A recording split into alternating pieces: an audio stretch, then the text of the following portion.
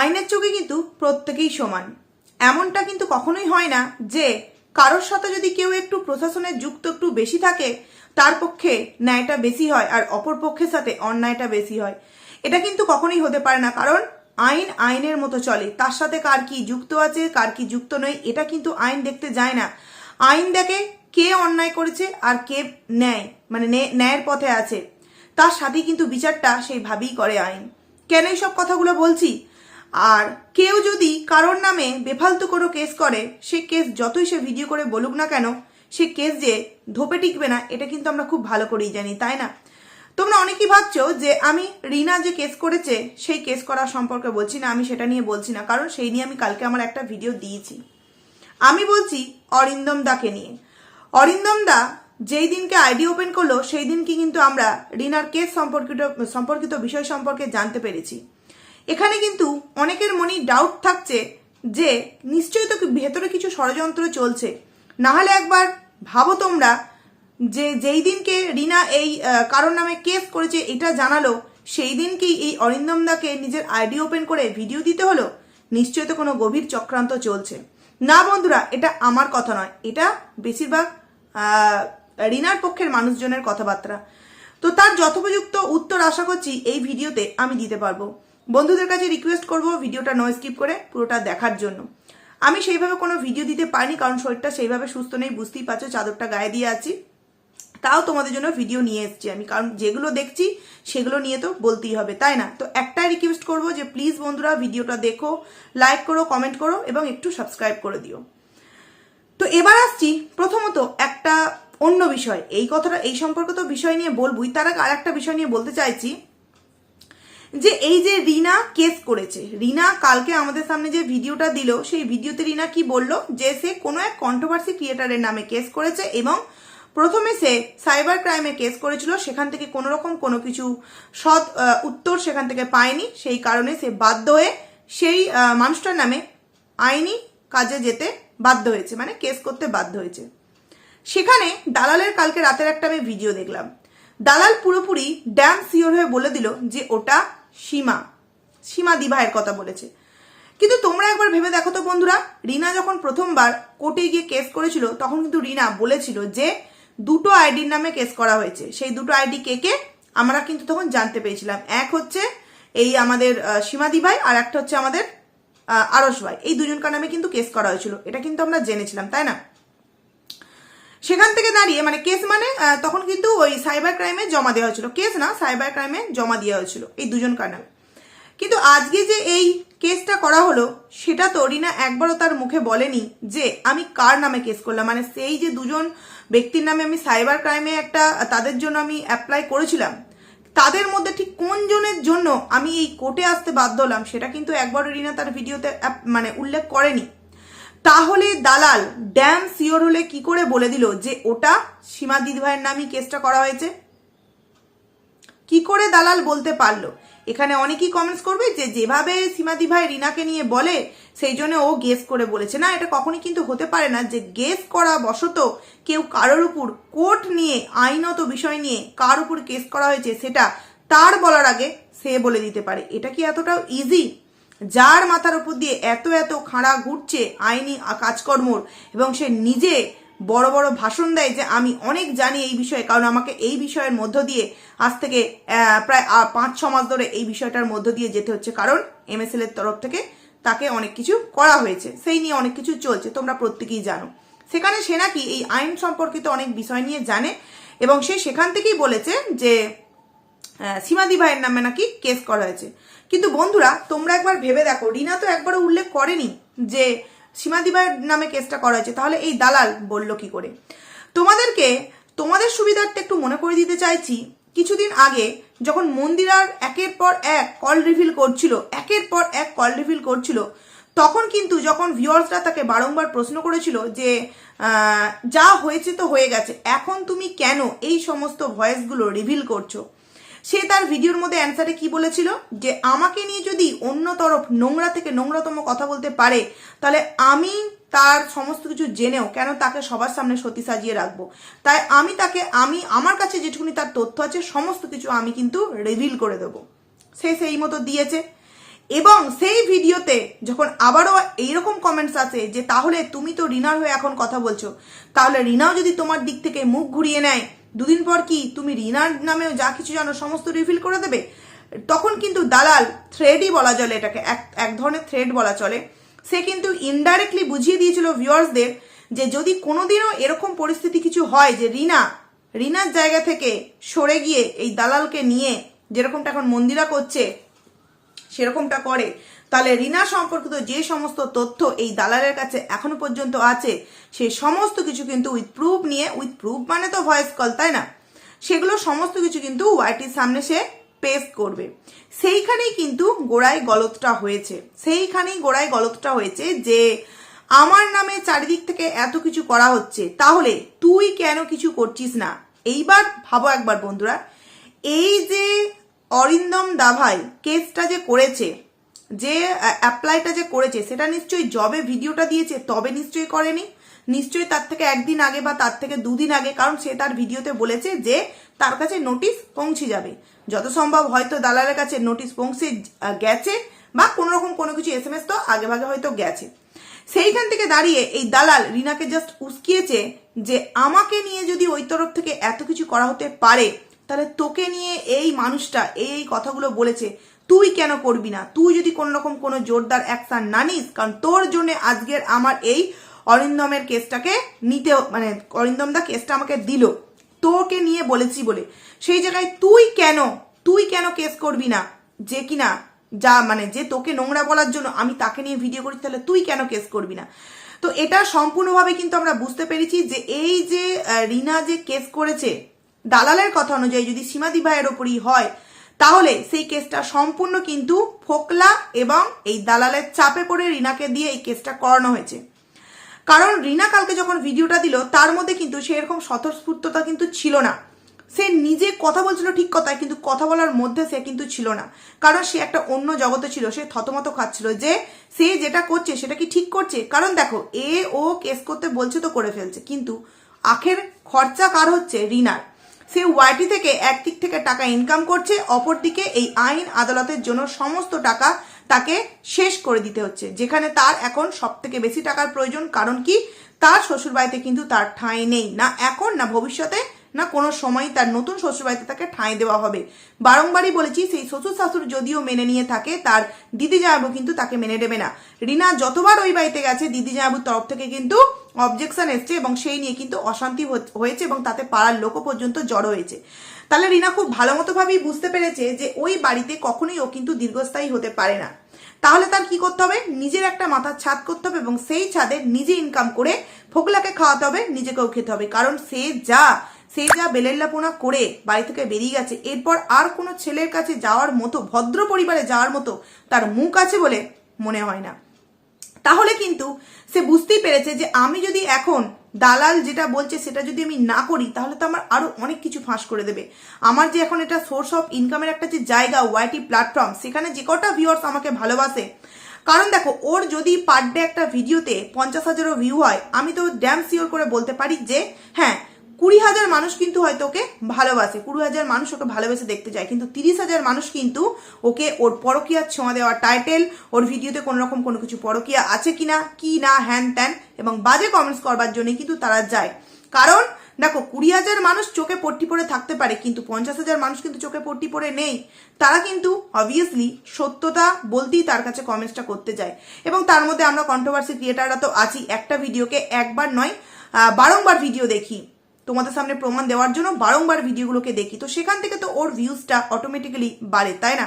কিন্তু দীপদার ভিডিওতে ভিউজ কম হয় একটাই কারণে, তার ভিডিওতে একদম একটা গ্রামীণ সরল সাদাসিধে পরিবারের একটা কাহিনী কিন্তু প্রতিদিন আমাদের সামনে তুলে ধরে, যে সকাল থেকে উঠে তার মা কিভাবে কঠোর পরিশ্রম করে একটা 4 বছর বা 3 বছরের সন্তানকে, দুধের শিশুকে লালন পালন করছে, রাত 11টা-12টা অবধি জেগে।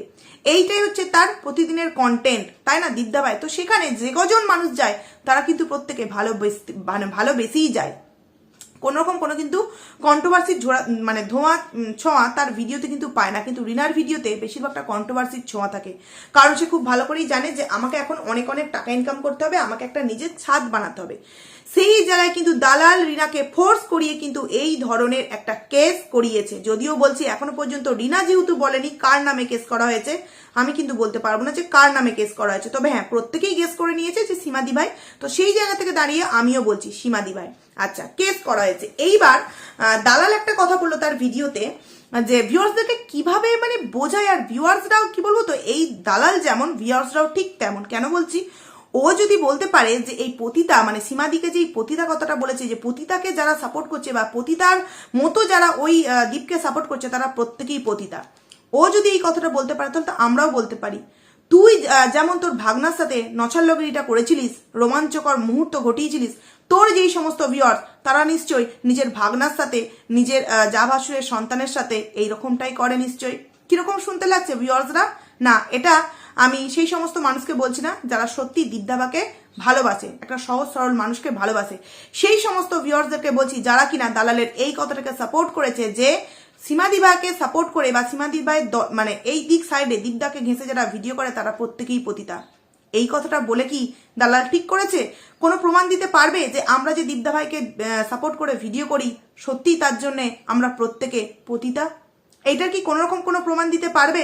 কোনো প্রমাণ ছাড়া ভিত্তিহীন ও জাস্ট বলার জন্য বলে যায়। ওই যে বারবারও বলে না যে আমি মুখ দিয়ে এমন কথা বলবো, সেটা লোক নিতে পারে কি দেখা যাক। কারণ ওর মুখটা হচ্ছে একটা বিষাক্ত নর্দমা। যেমন দেখবে ওই পটির ট্যাঙ্কগুলো হয় যেখানে পটি জমা হয়, দেখবে ওই ট্যাঙ্ক কেউ যদি ভুলবশত একবার পড়ে যায় বাঁচতে পারে না, কারণ ওখানে একটা দূষিত মানে গ্যাস জমা হয়। তো সেই রকমই হচ্ছে এই দালাল পটির একটা ট্যাঙ্ক, যার মধ্যে শুধু আছে মানে দূষিত বর্জ্য পদার্থ। ওর মুখ দিয়ে যা বেরোবে পুরোপুরি সেই জায়গাটাও ধ্বংস করে দেবে। ওই জন্য দেখেছো না সংসারে আজ যাই হোক শান্তিটুকুনি নেই। চারটে মানুষের চার রকম জীবনের মানে চারটে মানুষের চার রকম লাইফস্টাইল, এই তো হচ্ছে এর সংসার।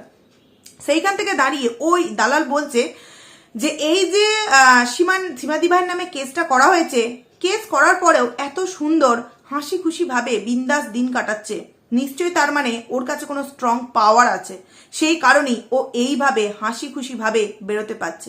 আচ্ছা বন্ধুরা, তোমরা একটু ভেবে দেখো তো, আইন কি কোনো পাওয়ার দিয়ে মানে পাওয়ারকে মানে?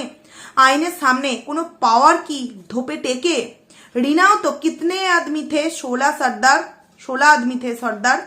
এদিকে দীপদা ভাইয়ের তরফ থেকে 2 জন আর রিনার তরফ থেকে 1 নয় 2 নয় 10 নয় 16 জনকে নিয়ে হাজির করা হয়েছিল। তাও কি দীপদা ভাই কিছু করতে পেরেছিল? কারণ কি প্রুফ চায়। আইনের কাছে তুমি যতই না যত কেন লোক নিযুক্ত করো, যিনি বিচারক পদে বসে আছেন উনি কিন্তু দুই তরফাকে সমানভাবে বিচার করবেন, এবং তার কাছে আসল জিনিস হচ্ছে প্রুফ।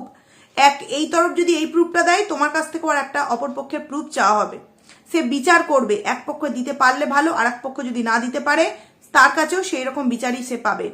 সেখান থেকে দাঁড়িয়ে যেই সমস্ত ভিত্তিহীন বিষয়গুলোকে এই রিনা সীমাদি ভাইয়ের নামে দিয়েছে, সেগুলো তো কোনো রকম কোনো কিছু ধোপে টিকবে না। সেই জন্যই সীমাদি ভাই এতটা সুন্দরভাবে ফ্রিলি ভাবে ফ্র্যাঙ্কলি ভাবে আছে।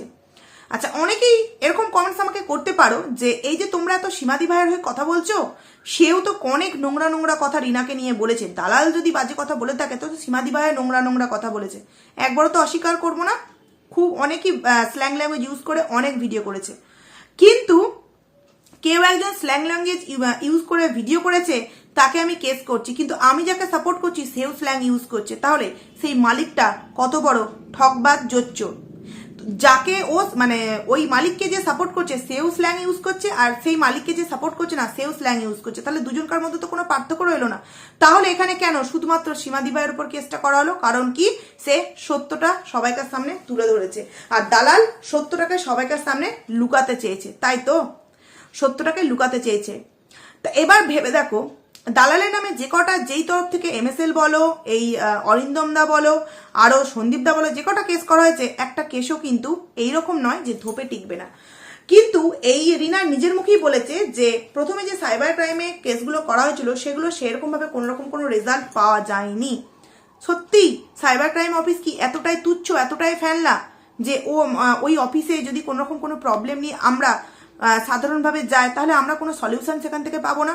তাহলে সেই অফিস সারা পৃথিবীতে এত নামডাক কেনই বা কোনো কেউ বিপদে পড়লে সেইখানে ছুটে যায় যদি সত্যি তার কোনো রকম কোনো ভ্যালু না থাকে? নিশ্চয়ই তো আছে। কিন্তু রিনা যেই সমস্ত কথা নিয়ে তার কাছে গেছিল মানে সাইবার ক্রাইম অফিসে গেছিল, সেগুলো ভিত্তিহীন কথাবার্তা। এই রিসেন্ট একটা কথা তোমাদের সামনে একটু বলতে চাই।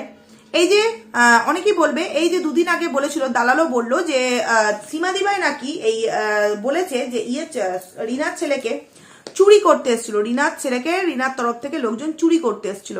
তো প্রথম কথা, যদি চুরি করতে এসেছিল এই কথাটা বলে যদি সীমাদিভাই ভুল করে থাকে, চুরি করতে এসেছিল এই কথাটা তো আমি ঠিক শুনিনি, তবে প্রতিটা ভিডিওতে দেখে ওটা হয় না কোনো ভিডিওতে হয়তো বলেছে, আর জানি না আবার মিথ্যে কথাও বলতে পারে। যদি বলেও থাকে যে চুরি করতে এসেছিল, সেখানে সে তো ডাইরেক্টলি বলে দেয়নি যে তার মা চুরি করতে এসেছিল, এই কথাটা তো বলেন। তার সাথে যেই ঘটনাটা সেই দিন কোর্ট চত্বরের মধ্যে ঘটেছিল সেটাই শুধু ভিউয়ারদের সামনে জানিয়েছে। একবার ভেবে দেখো, আজকে যদি এই ঘটনাটা সীমাদিভাই লুকিয়ে যেত, তাহলে হয়তো কিষাণু আবারও কোনো বড় বিপদের সম্মুখীন হতে পারত। তাকে এই কোর্ট চত্বরের মধ্যে কিডন্যাপ করতে পারেনি, তাকে স্কুল থেকে, তাকে বাড়ির উঠান থেকে, তাকে বাড়ির পেছন থেকে, যেখান থেকে ফন্দি করে নিশ্চয়ই কিডন্যাপ যাদের প্ল্যান ছিল তারা করতে পারতো। কিন্তু আজকে এই কথাটা সীমাদিভাই জানিয়েছে বলে সন্দীপ দা ভাইরা কিন্তু সতর্ক হয়ে গেছে, ছেলেকে নিয়ে যথেষ্ট সতর্ক। সেইখানে যারা এই বিষয়টা ঘটাতে এসেছিল, চুরি বা কিডন্যাপ, যা হামলা যাই বলো তোমরা, তারাও কিন্তু ভয় পেয়েছে একটু হলেও, যে না ওরা সতর্ক, আর কিন্তু সেইভাবে এদের উপর আক্রমণটা করা যাবে না। এইবার যদি সীমাদিভাই চুরি কথাটা বলে মিথ্যে কথা, ভুল কথা বলে থাকে, অপরাধমূলক কাজ করে থাকে, তাহলে ওই জায়গায় তো সিসিটিভি ফুটেজ নিশ্চয়ই আছে, কোনো না কোনো প্রান্তে, কোর্ট এরিয়ার মধ্যে কোনো না কোনো প্রান্তে তো নিশ্চয়ই সিসিটিভি ফুটেজ আছে। তাহলে সেখানে কেন গিয়ে রিনার তরফের লোকজন যে তার উপর মিথ্যে ব্লেম দেওয়া হয়েছে, এই যে সিসিটিভি ফুটেজ মহামান্য আদালতের কাছে পেশ করলাম, ওখানে আমরা কেউ ছিলাম না, আর এই যে মানুষগুলোকে আমরা চিনি না, যারা এই কিষাণুর উপর হামলা করেছে, কারণ আমরা তো ছিলাম না, এটা আইনতভাবে সে জমা দিক, সেটা তারা করতে পারবে না। কারণ তার কমিউনিটি পোস্টে সে বড় করে জল করে লিখেছিল যে আমি অমুক সরকারকে ভালোবাসবো, সে আমার পাশে ছিল, পাশে আছে, ভবিষ্যতেও থাকবে। আর ওই মুহূর্তে সিসিটিভি ফুটেজে যদি বের করায়, আশা করছি এই ফোগলাকে স্পষ্টভাবে আমরা প্রত্যেকে দেখতে পাবো। তাহলে তো একদম মিলিয়ে যাচ্ছে না সীমাদিভাই যে কথাটা বলেছে যে ওখানে কিষাণুকে চুরি করার জন্য যাওয়া হয়েছিল। কারণ কেসটা তো ছিল তোমার সন্দীপদার, সেখানে কোর্ট চত্বরের মধ্যে ফোগলা কেন উপস্থিত ছিল, ফোগলা কি করছিল গাড়ির পেছনে, ফোগলা কি করছিল, এর কোনো সদুত্তর রিনার তরফ মহামান্য আদালতের কাছে পেশ করতে পারবে যে তার পরকীয়া করা বয়ফ্রেন্ড যেই দিন সন্দীপদার ডেট ছিল কেসের হিয়ারিং এর, সেই দিনকে তার পরকীয়া করা বয়ফ্রেন্ড ওই কোর্ট চত্বরের মধ্যে গাড়ির পেছনে কি কারণে আনাগোনা করছিল, এবং যেই ভদ্র মহিলাটি কিষাণুকে ফোকাস করে ছবি তুলতে চাইছিল, কে আসে, সেই দিন কি করে জানলো যে তারা যাচ্ছে ওখানে এবং ওই গাড়ির মধ্যে কিষাণু উপস্থিত আছে, এগুলো নিয়ে তো নিশ্চয়ই ছানবিন হবে, তাই না? তাহলে যদি সীমাদিভাই চোর কথাটা বলে ভুল করে থাকে, যদিও বলে থাকে, আমি বারবারই বলছি যে আমি শুনিনি ঠিকঠাকভাবে যে কোন ভিডিওতে চোর কথাটা বলেছে। হ্যাঁ, বলেছে যে এরকমটা হতে পারতো, কিন্তু চোর কোন ভিডিওতে বলেছে আমি শুনিনি। যদিও বলে থাকে, তাহলে রিনার তো আগে প্রুভ করা উচিত যে এই নাও সিসিটিভি ফুটেজ, দেখো আমরা সেখানে উপস্থিত নেই। সেটা কি রিনা করতে পারবে? কারণ জানে রিনা যে যদি আমি একবার ছেলেকে গুম করতে পারতাম, তাহলে সমস্ত দোষ ওই সন্দীপের ঘাড়ে গিয়ে পড়তো।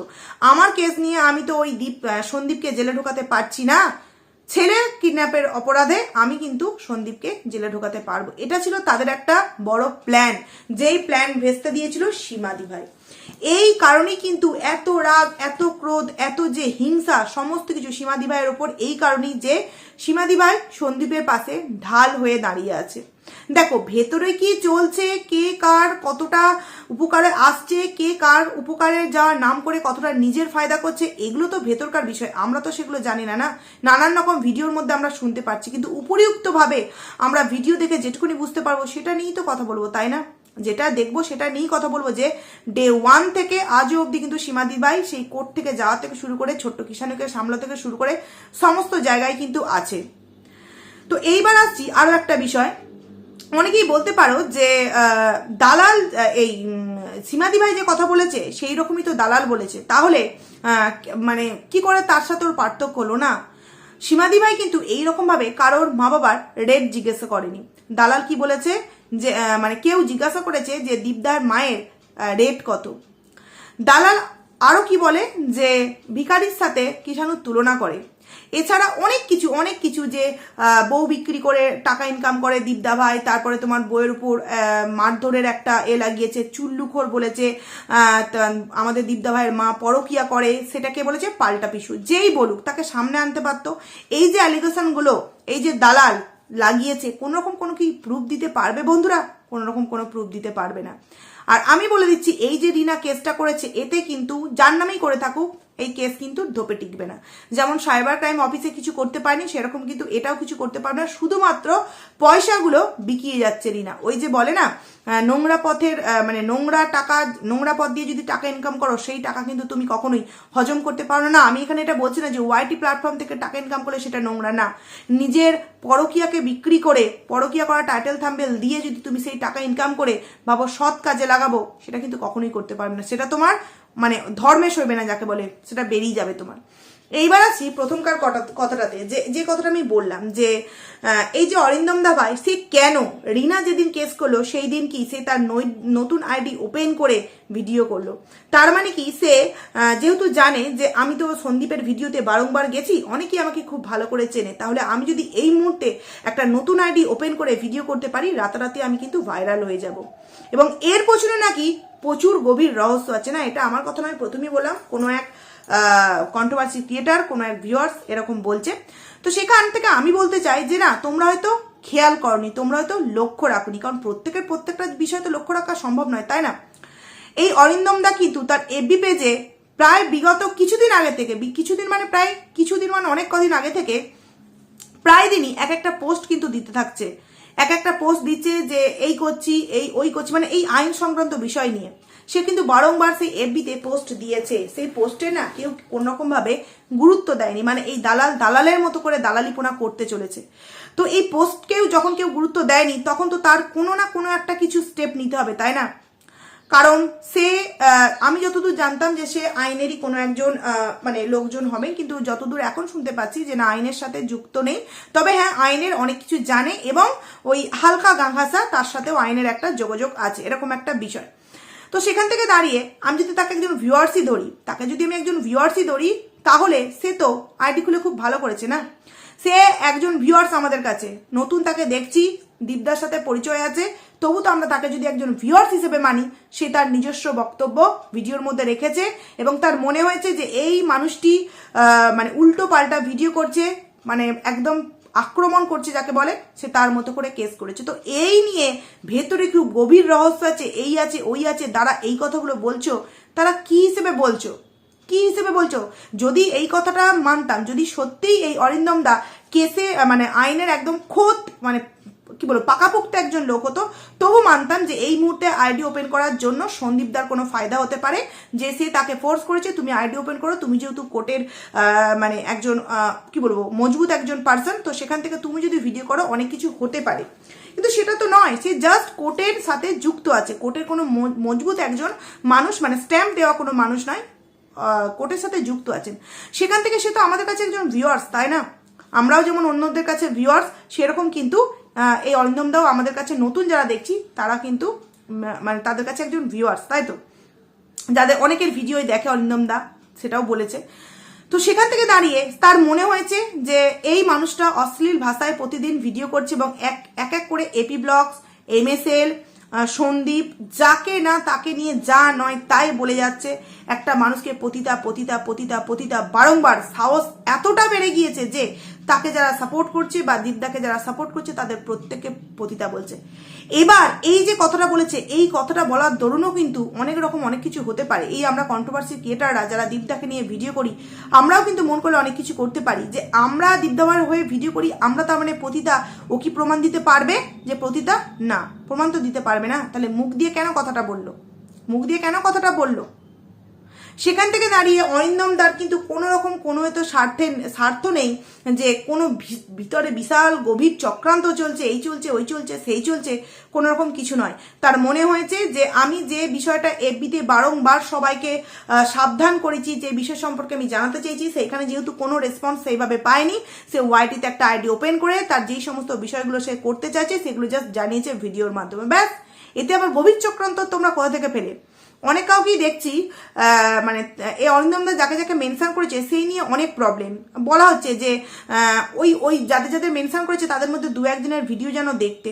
হ্যাঁ, দেখে যদি মনে হয় যে তাদের ভিডিওর মধ্যে কোনো রকম কোনো কিছু কথোপকথন এমন কিছু আছে যেখানে কিনা মায়ের রেট জিজ্ঞাসা করা হয়, চুল্লুখোর বলা হয়, মায়ের পরকীয়া সম্পর্ক আছে বলা হয়, বউ বিক্রি করে টাকা ইনকাম করছে, এই সমস্ত কিছু যদি বলা হয় অবশ্যই তার উপরেও স্টেপ নেওয়া উচিত। আমি তো অরিন্দমদাকে এটাই বলবো, তার উপরেও স্টেপ নেওয়া উচিত না। শুধু স্ল্যাং ইউজ করেছে এর জন্য স্টেপ নেওয়া কখনোই উচিত নয়। কিন্তু স্ল্যাংয়ের সাথে সাথে যদি মানে একটা মানে এমনভাবে পরিবারকে ধ্বংসের দিকে এগিয়ে দেওয়া হয় যেখানে কোনো রকম কোনো কিছু প্রুফ দিতে পারবে না, একটা বাবা একটা মা আলাদা ঘরে সই, তাদের পার্সোনাল কোনো কারণ থাকতেই পারে, তাকে উদ্দেশ্য করে বলে দেওয়া হলো যে মায়ের ঘরে কেউ একজন আসে সেই কারণে বাবা পাশের ঘরে সই, কোনো রকম কোনো প্রুফ আছে? নেই। তাহলে এই সমস্ত অযৌক্তিক কথাবার্তা যদি কেউ এইরকম ভাবে ওই মেনশন করা আইডিগুলো থেকে বলে থাকে, অবভিয়াসলি তাদেরকে নিয়েও কেস করা উচিত। তো যাই হোক বন্ধুরা, ভিডিওটা আমার অনেকটা বড় হয়ে গেল জানি, খুব তাড়াতাড়ি তোমাদের সামনে আরো একটা ভিডিও নিয়ে আসার চেষ্টা করবো। ততক্ষণ তোমরা প্লিজ কমেন্টস করে জানিও যে কটা কথা বললাম ঠিক বললাম না ভুল বললাম। তো চলো